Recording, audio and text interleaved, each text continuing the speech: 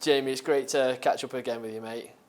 I've just read the Awesome Exchange article all about gut health and the impact that can have on athletic performance. I want to get your thoughts on that, how it came about, and obviously the key findings that apply to athletes and everyone that's going to be reading it. What can they take away from that? What message are you trying to put across to them?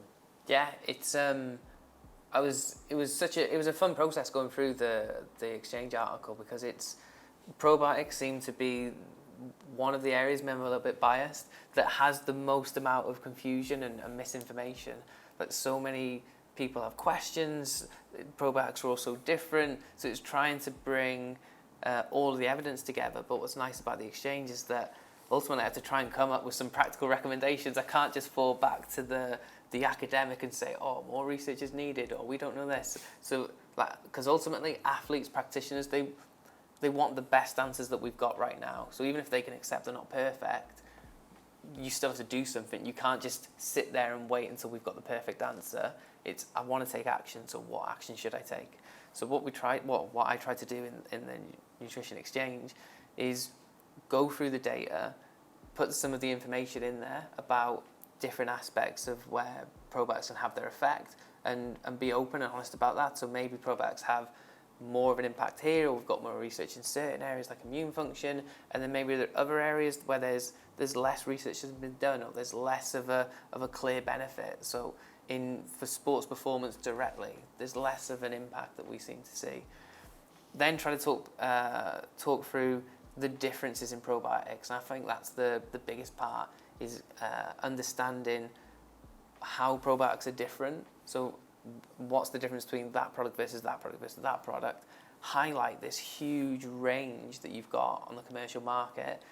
And then what I tried to do is, okay, and here are some recommendations for you as to which one you might want to go and select from the health food store or online or wherever it is you get them from. So that's the biggest thing that I think people can take from it, is they can almost arm themselves with a little bit more information, a little bit more critical thinking, and go and select the best probiotic supplement for them. What is a probiotic? Like, just how does it work? So if we start with the most technical level, so like a probiotic, the definition is a microorganism that, when administered in adequate amounts, confers a health benefit for the host. And I think that there's probably three really important parts to that. So the first one is that it's a live microorganism. For it to be a probiotic, we also have to know what bacterial strain, it's usually bacteria, so we have to know what bacterial strain it is. Then we have to know, are we giving somebody enough of that probiotic for it to be beneficial? And then that last bit, for a bacteria or for a food or a supplement to be classed as a probiotic, there has to be a proven health benefit as well. I think that's when you then start to see the blurred lines of a probiotic supplement versus maybe a food-first approach. There are certainly foods that contain bacteria, but they technically aren't classed as probiotics because they miss one or more of those three aspects. So if you ferment your own foods at home, you make your own batch of kombucha, or you make your own kefir or something like that, you might not know what bacteria is in it. And then you might not know how much of that bacteria is in it. And so you can't possibly know if it would have that same health benefit as this branded, labeled probiotic supplement. It doesn't mean that it won't have a benefit. It doesn't mean that it doesn't have enough bacteria, but it's that difference in evidence levels. And fermented foods, there are so many on the market, commercially available. As I said, we can all do this at home now, and I think lockdown, everybody tried to ferment something at some point. So when you look at just that range, it's not that they aren't beneficial to health. It's not that at some point we won't see this huge body of evidence to say that they have some effect. But the big difference at the minute is that clarity and that certainty of this probiotic can do this and maybe can't do that. And you know you're going to have the same thing every time. It's a bit like, in a maybe overly simple way, it's a little bit like the difference between a caffeine supplement and a coffee. Like, yes, they both have caffeine in, but if you want that certainty of, I want this level of effect, you maybe go with the supplement. Like I said, the difference with probiotics is, in that same analogy, is that if it was that cup of coffee, you don't even know what caffeine would be in there. It could be something completely different. Yeah, that's a really interesting point. Obviously, you've got the two different options of coffee versus a supplement, and knowing exactly what's in the supplement versus kind of a grey area on the coffee, with different varieties there. But looking at that from a probiotic sense and the foods that we can get it from, you've named a few, but what other foods there that we typically have on a daily basis, or we should be having on a daily basis to get those probiotics? And are there any differences in those types of probiotics? Yeah. So as I said, the biggest difference will just be in the amount and knowing which bacterial strain it is. So all of the bacterial strains are slightly different. So again, to use like another really poor analogy, it's a little bit like saying, well, all these bacteria, they're all dogs, for example.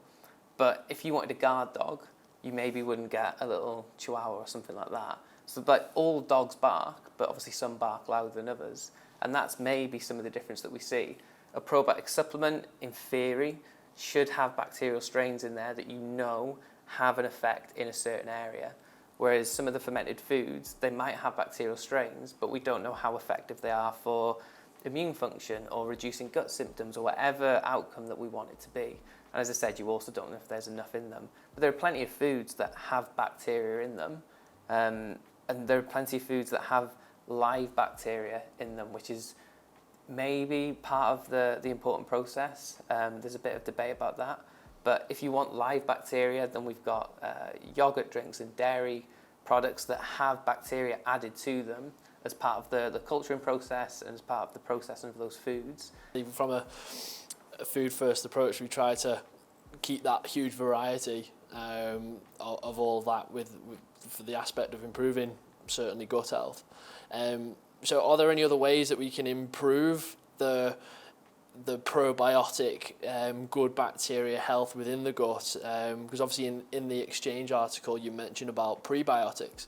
How do they differ to probiotics? So prebiotics are essentially the food for probiotics, or the bacteria in our gut. So again, the technical term for prebiotic is a substrate that's selectively used by the bacteria in the gastrointestinal system. So these tend to be carbohydrates that we don't have the enzymes ourselves to break down, which means that they pass through the small intestine, they go all the way to the large intestine, and then the bacteria can just ferment on them and eat them, essentially. We know then that certain prebiotics, certain carbohydrates, promote the growth of what we think is beneficial bacteria, so bifidobacterium or some of these other bacterial species. And we can get these like in ample amounts in our diet. There's so many different sources of prebiotics. Prebiotics aren't quite the same thing as fiber, but the most simple way for people to think about it is if you're having lots of fibrous foods, chances are you're going to get some prebiotics into your diet. If you're having onion or garlic or some artichoke, these types of foods, these all contain huge amount of prebiotics. You won't see prebiotics labelled on a food as such, in the sense that it doesn't say prebiotic. But if you look for terms like galacto-oligosaccharides, fructo-oligosaccharides, or FOS and GOS, inulin, chicory root, these are all now being added as common ingredients as well to other foods for their prebiotic effect. As I said, so even though the terms might get overlapped a little bit, and obviously they sound like super similar, the probiotic is the bacteria itself. The prebiotic is the food, is the substance for those bacteria to thrive.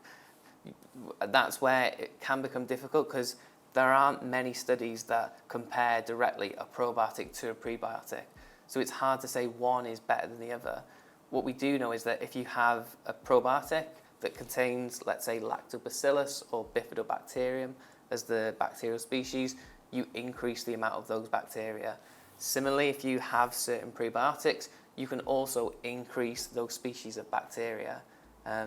There's very little evidence at the minute to say that one is preferential than the other, or even that you need both, or any of those types of things. I think it can be very individual, and it's probably why it's best to look for a particular outcome rather than just improve gut health. Maybe that's another topic, but if you know the outcome that you want, then you can maybe start to be a little bit more selective about some of these things. Yeah, that's like everything that we do as nutritionists. It's identifying those little areas with the diet that can be improved for those smaller goals. Like you say, not just improving gut health as a whole, because that's just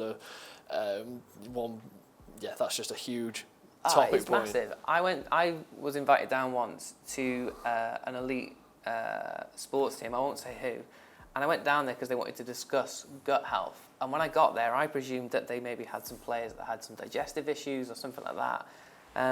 But it was just the opposite. I sat down, no player had any issues, and the nutritionist was sort of like sat opposite me like this. He said, "How do we improve the gut health of our players?"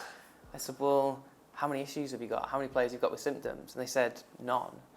And I said, "Well, that's so difficult to measure then, because how will you know you've had improvement? Like, you can get all of your players to eat these foods, or we can give them this probiotic, but that in and of itself, there's no guarantee that something's going to happen."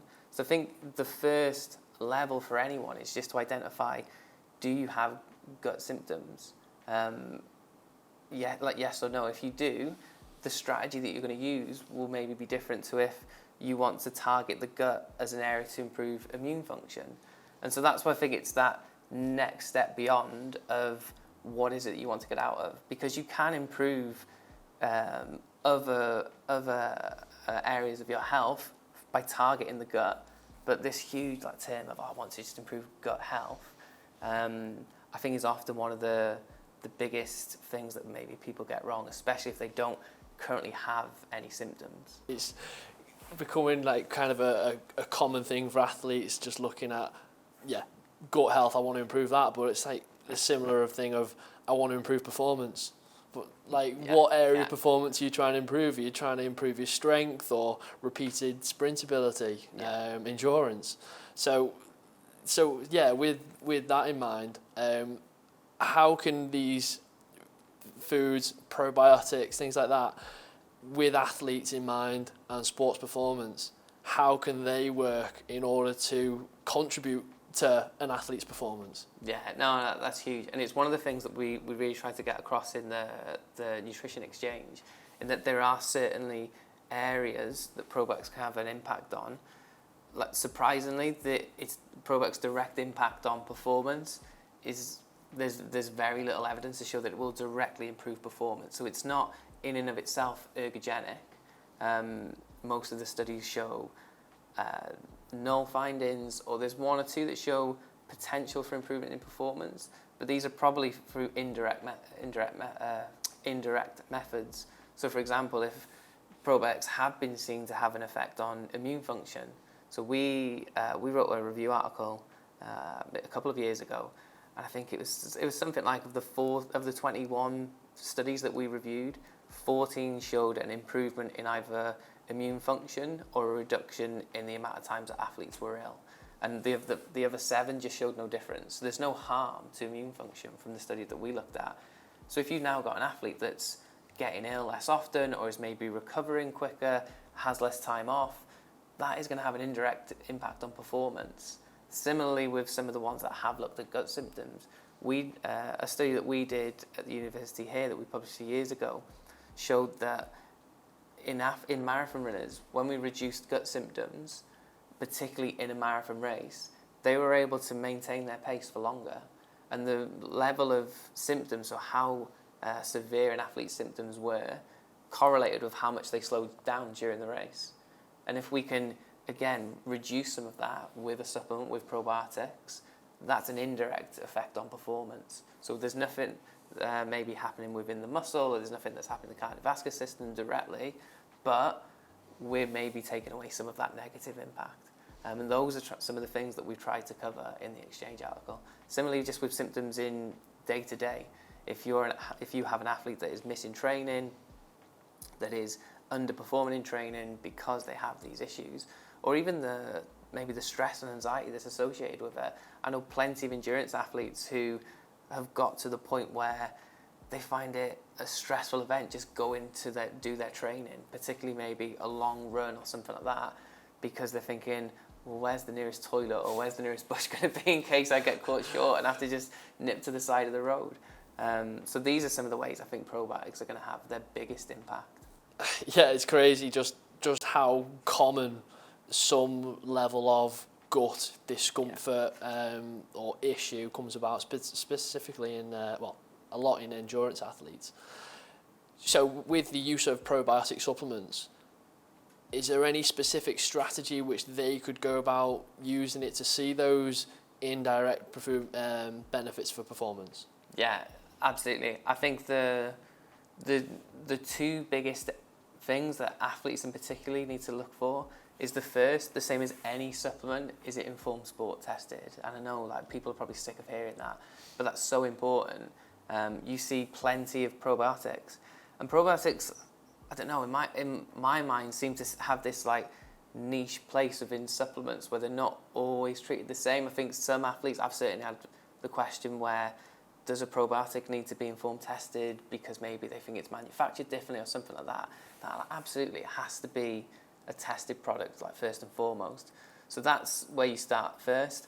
After that, it's somewhere that's a little bit more difficult because the information isn't always out there. But you want a probiotic that has the impact and the effect that you want it for in particular. So if we imagine we had maybe three different athletes, one wants to reduce the risk of getting traveller's diarrhea when they go abroad. One athlete wants to improve their immune function over winter, maybe get ill a little bit less often or reduce the time that they have off. And then another that wants to reduce their gastrointestinal symptoms, maybe they suffer during training or something like that. In theory, you should be able to select a probiotic that has evidence for that one in particular. And it is really difficult because it's not like you go onto a supplement website and it says it there in like clear black and white. Here's the evidence for this, or here's the evidence for this. But that's going to be the gold standard approach. Like in my mind, like you wouldn't take any other supplement without first knowing what you want to get out of it. So I think if athletes can try and do that, and it is getting easier in the sense that more and more research is being published. If you can't get to that level, obviously the next step back is to at least make sure you're having a probiotic that has a certain number of things. So do you have a probiotic maybe that has more than one strain? The evidence, it doesn't always show that a multi-strain probiotic, so one that has, when you look at the back, it has more than one type of bacteria. Doesn't always show that multi-strain is better than a single strain, but there are certainly a number of views that have shown that there is. And then you want to see that that probiotic is in a dose that in theory should have an effect. So you want to ideally target something between maybe 9 billion colony forming units is the unit of measure, so CFU, all the way up to maybe 25, 30 billion. There are products on the market that contain 500 billion. Those are typically used in maybe clinical conditions, and there's no solid evidence that there is a dose response effect. So even though that there are some on the market, I don't think we can guarantee at the minute that more is better. There's certainly enough evidence that in that range, let's say 10 to 30 billion CFU, that is enough. After that, you'll always see very similar bacterial species anyway. Like you'll see Lactobacillus acidophilus, you'll see Bifidobacterium, and that's where I think people will get confused. Because if you go to your health food store, you go to an online store or something like that, you would just think, well, how do I pick between them? And that's where I think it's maybe important to work with a nutritionist or work with a company that is actively involved in research, or you can do your own little bit of research and find a product that has been used in studies in that form. The other thing that you tend to find is that companies will take this species and this species and this species, and they've all been used individually in research, and they'll just throw them into one capsule. There's no guarantee that when you put them all together, they'll have that same effect. So what you want is that probiotic in its form, so all of those species together in that dose that's in that product, that's what's been used in the research. Has that been shown to reduce gastrointestinal symptoms in IBS patients or in athletes or whichever group you're interested in? Yes, perfect. That's what I need for my scenario. That is going to be, as the evidence stands, the most beneficial product for me. It's not that these other products won't have an effect, but how do you know? Because it's not been shown, there's been no research into it. You'd only be going off your own anecdote. The problem with probiotics is there's such a placebo and nocebo effect that it's very hard to sort of subjectively look and see, are these having an effect? So you absolutely have to go with the research. Yeah, it sounds like there's still quite a bit of research that needs to be done in the area to get that right strand and quantity and everything for the right purpose for that athlete. Well, it's why probiotics are, I think it's why they seem to have this like intrigue and interest from the outside, because there's all these unknowns, because they are so much more complicated than many other supplements. Like you can have many other ingredients, and there are very small differences between batches, between different supplements you can take. Probiotics are different in the sense that one probiotic on the shelf next to another, they're both called probiotics, but they could both do not very different, but they could both do slightly different things. So with the use of the probiotics that you would recommend based on the strands and doses and everything, what experiences have you got with doing that directly with any athletes and seeing the benefits on the back of that? Yeah, so the product that we've used in all of our research has come from this Lab 4 consortium of probiotics. So this probiotic, this multi-strain product, has been used in research previously for a number of years. They've done research in antibiotic-associated diarrhea, in symptoms in IBS patients, all the way through to immune function in children. But it was the research in IBS patients in particular that interested us, because some of the mechanisms, or at least some of the symptoms, are very similar to what some athletes describe, and there's certainly some athletes that have IBS. So we wanted to take the evidence that existed and say, okay, can we also see an effect in athletes as well? And that's where the majority of our work is focused, in particular on gastrointestinal symptoms. And so we look to see, can the probiotic reduce daily symptoms of nausea or bloating or loose stools or any type of digestive symptom in athletes. So we've looked at this in recreational marathon runners, and we saw a reduction in daily symptoms during training. We also then saw reductions in symptoms during a marathon race ourselves. So for anybody who hasn't seen our paper, we got athletes to run a marathon but round an athletics track. So this is like 105 and a bit laps. But what it meant was that we could run it as a very controlled study, as we would do in the lab. So the track itself was right next door to the physiology lab. We could get all of these different measures and try and work out why if these probiotics had an effect, and then why maybe that effect was occurring. And so we saw statistically significant differences in the symptoms both during training and race and competition. So that's why we've tended to use Lab 4 in all of our studies, because there's already a body of evidence there that there's an effect across a range of different outcomes. That's awesome. Yeah, I bet that study was a really fun one to do. It was one of the most stressful days of my life. I remember getting back to the lab with all of our samples at like 11:30 at night, and I just remember thinking, hang on, why the hell am I so sweaty? It was a very fun day, but it was very stressful. Yeah, I bet you felt like you ran a marathon yourself. I think I probably covered the distance of 2 marathons, the way I was ferrying people back into that lab, walking round to get all of the measurements. I think we probably also had more research staff on that study than we did participants. We've got a really cool photo of all of the people that we had helping. We had master's students trying to catch up to our winners to ask them questions. So I think our winner ran the race in just under 2.5 hours, and we had master's students trying to keep up with them just to ask them how their guts were, did they have any symptoms. So that was a really cool study to do.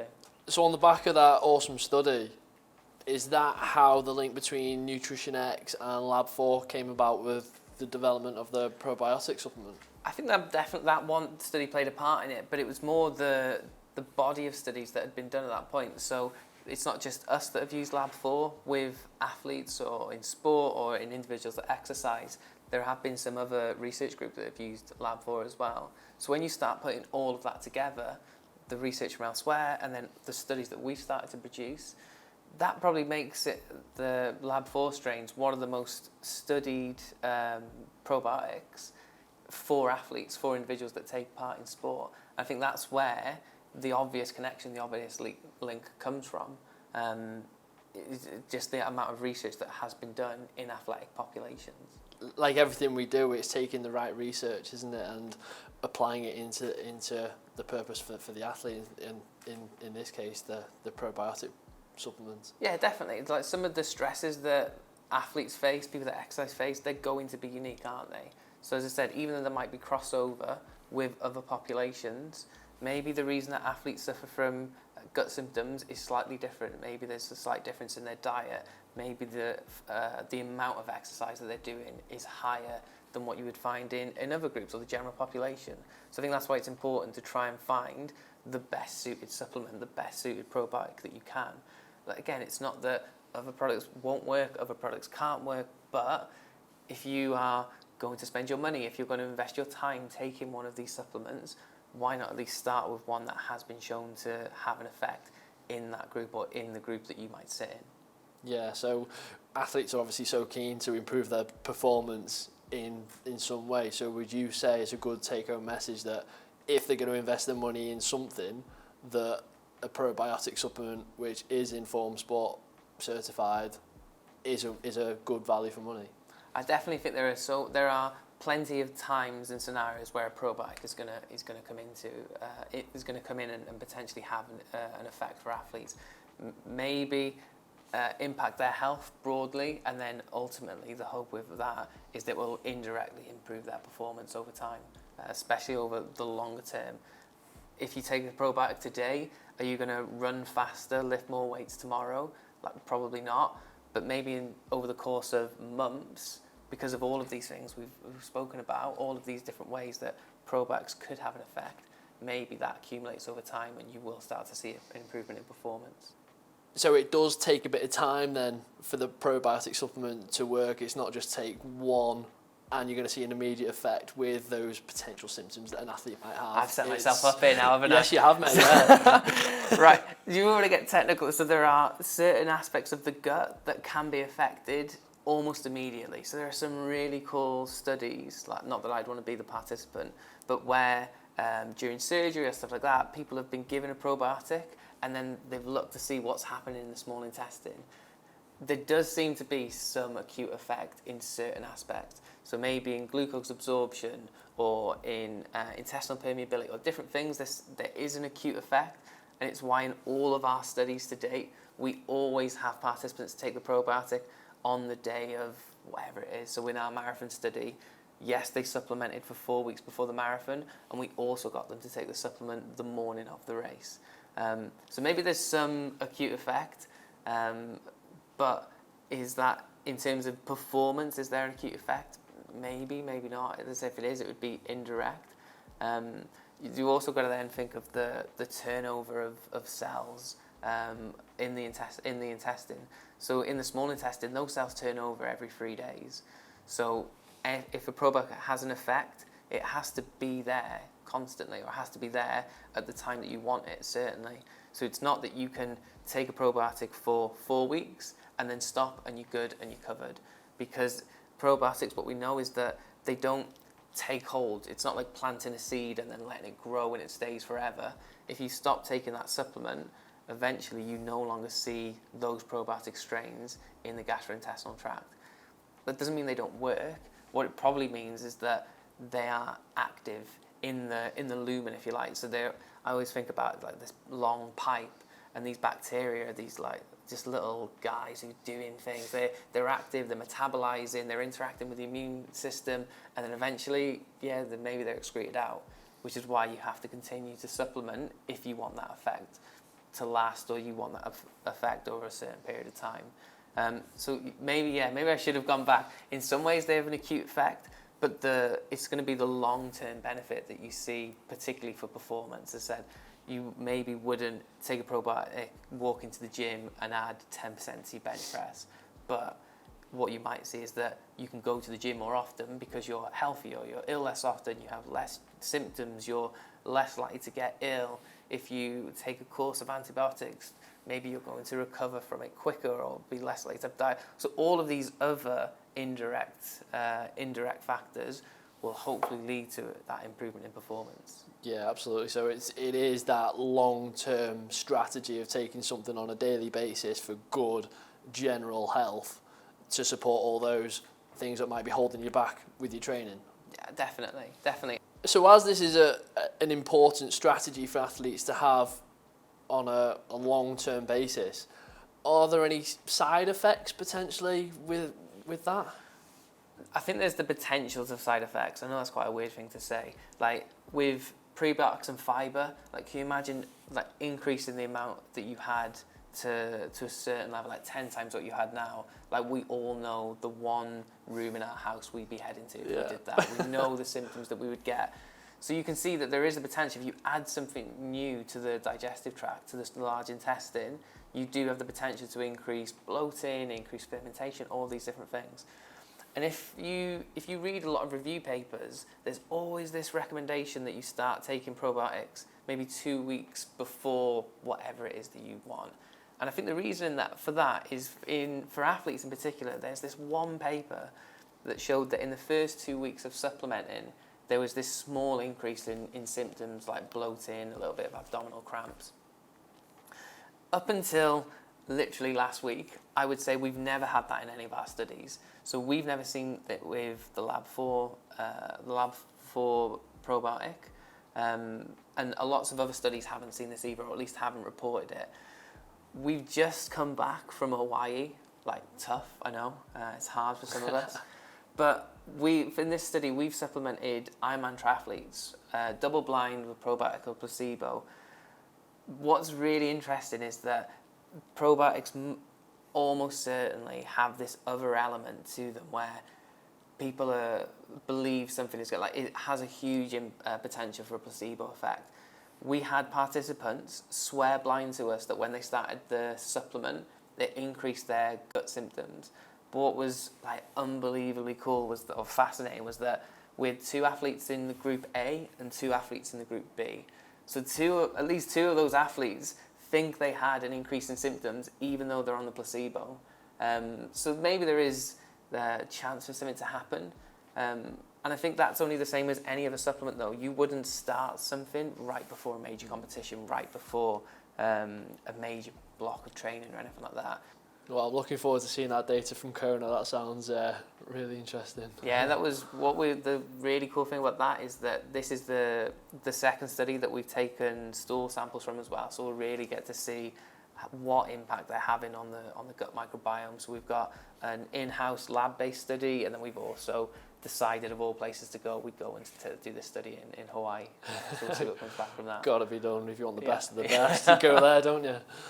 Yeah, so I take it from that, it's a perfectly safe thing to take for all athletes, really. If you're an athlete, if you're a club and you're investing money into this, I always encourage practitioners or athletes, like, assess it as well after a season or half a season, and hopefully you do that with every supplement that you take. Has it had a positive effect on the team? Or the athlete, has it had any negative impact?